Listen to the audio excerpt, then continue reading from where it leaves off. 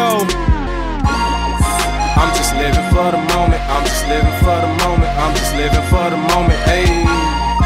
I'm just living for the moment. I'm living for the moment. So why not enjoy it?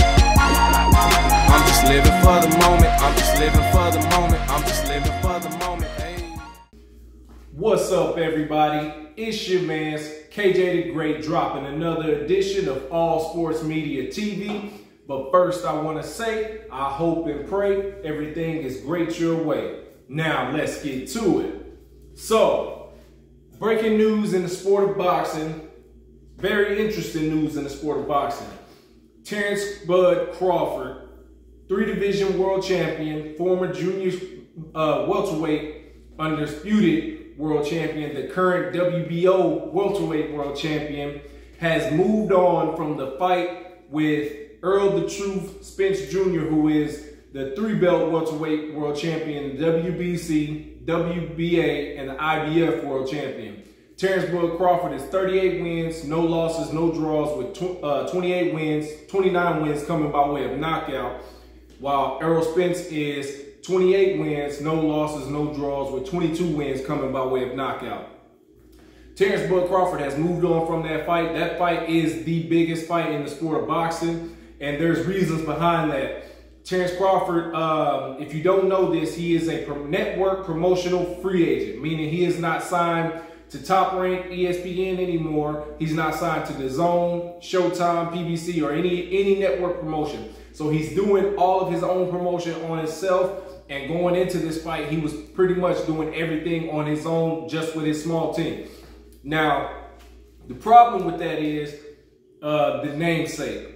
You have also Saul Canelo Alvarez, who is the current undisputed super middleweight world champion, is also a network promotional free agent, but there's namesake behind that. Saul Canelo Alvarez, he is still widely considered top 5 pound-for-pound fighter in the world and the face of the sport of boxing.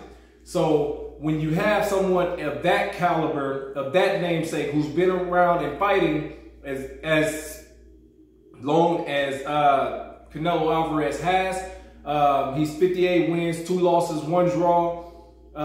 He can do it in that fashion. In his last fight with Triple G, it was reported that he made $40 million off that last fight, and his fight with Dimitri Bivol, it was reported that he made around $60 million off that fight.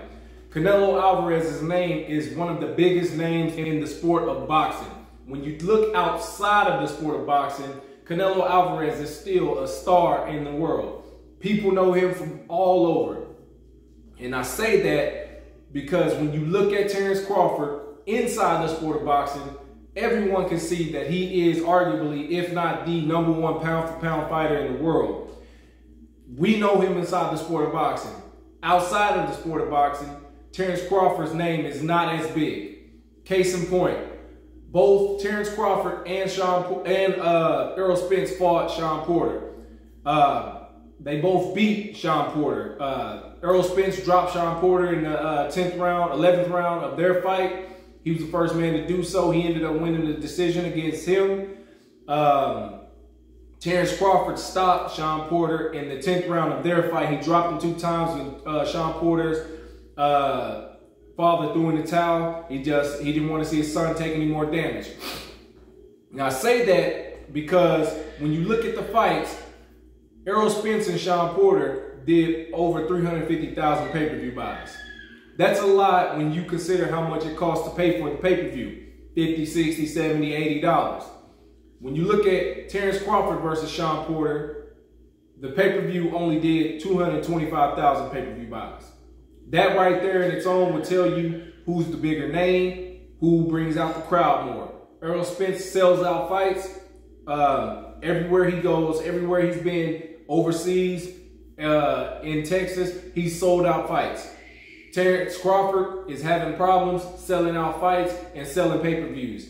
A lot of his fights have come from him being in Omaha, Nebraska, his hometown, and not like, you know, the Berkeley Center in New York or the Staples Center, now the Crypto Center in Los Angeles, or the T-Mobile Arena in Las Vegas.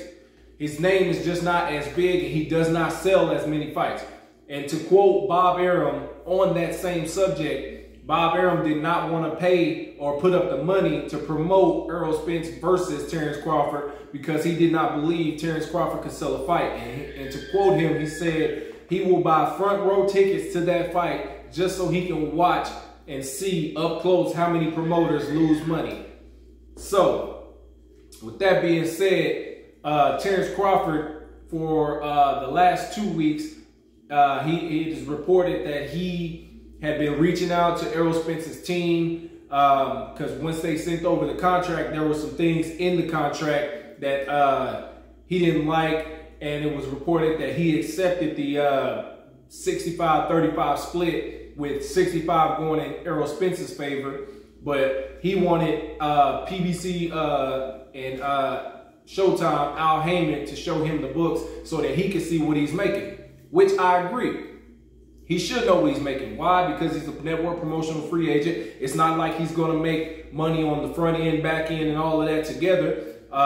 They were talking about he accepted no pay-per-view buys. He accepted no money on the back end. So, yes, you want to know how much you're going to make. So, say they put up $25 million on that fight. 35% of that goes to Terence Crawford, which I believe, in my opinion, he should be able to see how much he's making. Same thing goes for Errol Spence, who's arguably top 2, if not the #1 pound-for-pound fighter in the world as well. So, he moved on, and he's now going to fight a Russian fighter by the name of David. I cannot pronounce his name. In my opinion, this is a stay busy fight for Terence Crawford. That fight is scheduled to take place December 10th, by the way, which is the same night, I believe, as the Teofimo Lopez fight. In my opinion, this is not the fight Terence Crawford should have taken. There are other opposition that are better in the welterweight division. In one, Jerome Boots Ennis, who's 29-0. You also have Keith One-Time Thurman. He is back. He had his last fight with Mario Barrios. He fought to a unanimous decision against him. Those two are namesake fights, and that could be those two could have been really big for Terence Crawford going back into negotiations with Errol Spence. Arguably, fighting Keith Thurman could have easily cracked 300,000 pay-per-view buys, pushing the narrative for Terence Crawford to want 40 or 45% of the Errol Spence fight in 2023. That right there could have helped his career. I don't know why he chose the lower level opponent. He could have even fought Jerome Boots Ennis, who is in fact mandatory for Errol Spence's IBF title, which he won't sit on the shelf very much longer for. In my opinion, you take that fight, win or lose, you still go into the Errol Spence fight. I'm talking about Jerome Boots Ennis. You know, you take that fight, you crack 300,000 pay-per-view buys, you can push it closer to 50-50, no question. Why did he take this fight? I don't know. It's not really what he needs. He needs somebody who's going to push him, and so that we can see what he really can do. Because Errol Spence in that fight, it is guaranteed that if that fight would have happened in November, he could have pushed Terence Crawford. We don't know outcome, win, lose, draw, whatever the case may be. But the fact is, Terence Crawford has not fought since November 28th of 2021. That's a year, almost a year out of the ring. It'll be a year and a month when he does fight in December.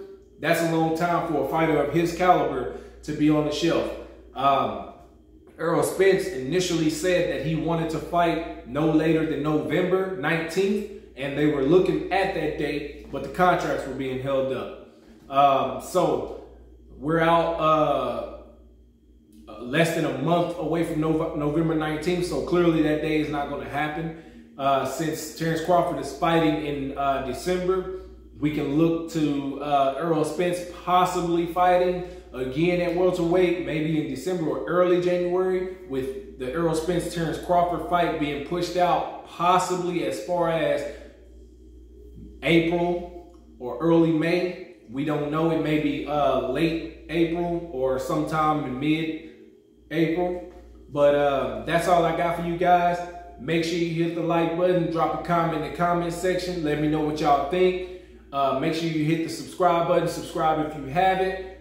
Share these videos on all social media. Follow me on Instagram at All Sports Media TV. Follow me on my other Instagram at KJTheGreat09. That's all I got for you guys. Make sure you like and hit these videos. Peace.